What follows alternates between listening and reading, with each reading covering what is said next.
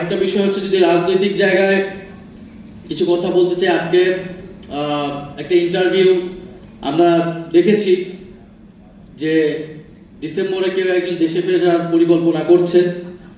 তো আমাদের থাকবে যে দেশের অলরেডি 16 বছরের ধ্বংসযজ্ঞ হয়েছে।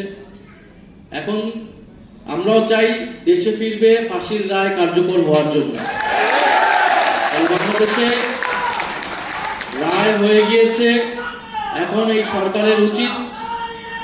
সরকারের উচিত যথাযথ কূটনৈতিক আইনি প্রক্রিয়ায় গণহত্যাকারীকে দেশে ফিরিয়ে এনে রায় কার্যকর করা। আমি মনে করি এটাও দেশের স্থিতিশীলতার জন্য একটা বড় একটা উদ্যোগ হবে, এবং এই সরকারের দ্রুত সময়টা করা উচিত। এবং এছাড়া অন্য কোনো পরিকল্পনা যদি কেউ ভাবে, তাহলে সেটা কারোর জন্যই ভালো হবে না। বাংলাদেশের জনগণ সেটার জন্য প্রস্তুত আছে। জুলাই গণ অভ্যুত্থানের যারা অংশগ্রহণ করেছে, রাজনৈতিকভাবে যে কোনো পরিস্থিতি মোকাবেলার জন্য তারা প্রস্তুত আছে। দেশের স্বাধীনতা, সার্বভৌমত্ব, অর্থনীতিকে রক্ষা করার জন্য আমরা যে কোনো পরিস্থিতির জন্য প্রস্তুত আছি। আমি ন্যাশনাল এসএমই অ্যাসোসিয়েশনকে আবারও ধন্যবাদ জানাচ্ছি। আজকে যারা এখানে